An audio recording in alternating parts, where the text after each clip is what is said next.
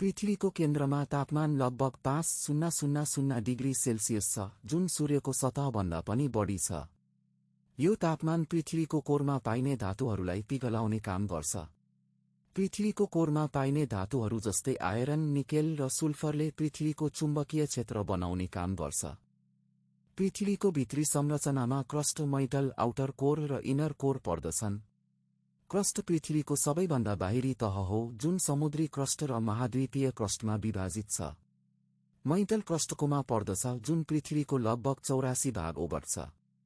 पृथ्वीको मैटलमा पाइने धातुहरू जस्तै सिलिकन, मैग्नेसियम र आयरनले पृथ्वीको संरचना बनाउने काम गर्छन्। मैटलको तापमान लगभग 500 डिग्री सेल्सियसदेखि 3000 डिग्री सेल्सियससम्म हुन्छ। पृथ्वीको आउटर कोरमा पाइने तरल धातुहरूले पृथ्वीको चुम्बकीय क्षेत्र बनाउने काम गर्छन्। आउटर कोरको तापमान लगभग 4000 डिग्री सेल्सियसदेखि 6000 डिग्री सेल्सियससम्म हुन्छ। पृथ्वीको इनर कोरमा पाइने ठोस धातुहरूले पृथ्वीको केन्द्रमा रहँदा पृथ्वीको चुम्बकीय क्षेत्र बनाउने काम गर्छन्।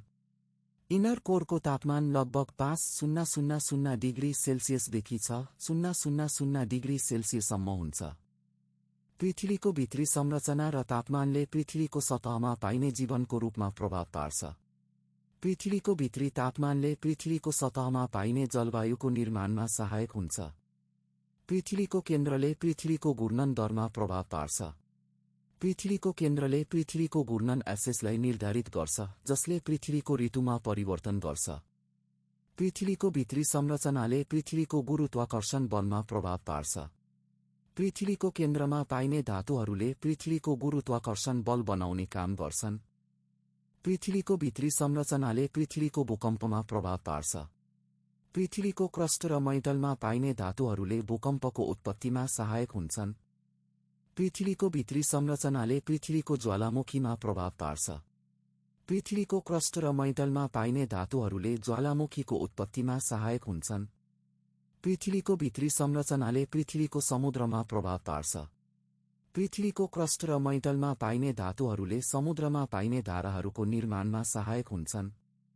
पृथ्वीको भित्री संरचनाले पृथ्वीको वायुमण्डलमा प्रभाव पार्छ। पृथ्वीको क्रस्ट र मैटलमा पाइने धातुहरूले वायुमण्डलमा पाइने गैसहरूको निर्माणमा सहायक हुन्छन्। पृथ्वीको भित्री संरचनाले पृथ्वीको उत्पत्तिमा प्रभाव पार्छ। पृथ्वीको क्रस्ट र मैटलमा पाइने धातुहरूले पृथ्वीको उत्पत्तिमा सहायक हुन्छन्। पृथ्वीको भित्री संरचनाले पृथ्वीको भविष्यमा प्रभाव पार्छ। पृथ्वीको क्रस्ट र मैटलमा पाइने धातुहरूले पृथ्वीको भविष्यमा सहायक हुन्छन्।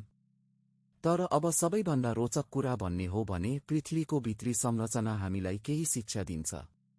पृथ्वीको भित्री संरचनाले हामीलाई पृथ्वीको संरक्षण गर्ने काम गर्छ। पृथ्वीको भित्री संरचनाले हामीलाई पृथ्वीको महत्त्व बुझ्ने काम गर्छ।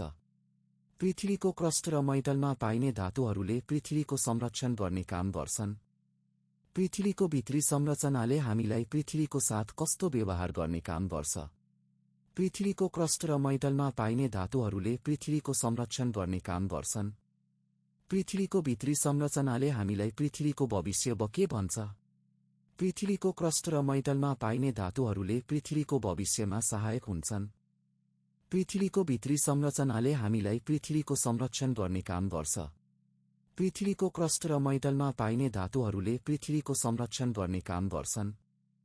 अन्तिम कुरा भन्ने हो भने पृथ्वीको भित्री संरचना हामीलाई पृथ्वीको संरक्षण गर्ने काम गर्छ। पृथ्वीको क्रस्ट र मैटलमा पाइने धातुहरूले पृथ्वीको संरक्षण गर्ने काम गर्छन्। पृथ्वीको भित्री संरचनाले हामीलाई पृथ्वीको महत्त्व बुझ्ने काम गर्छ।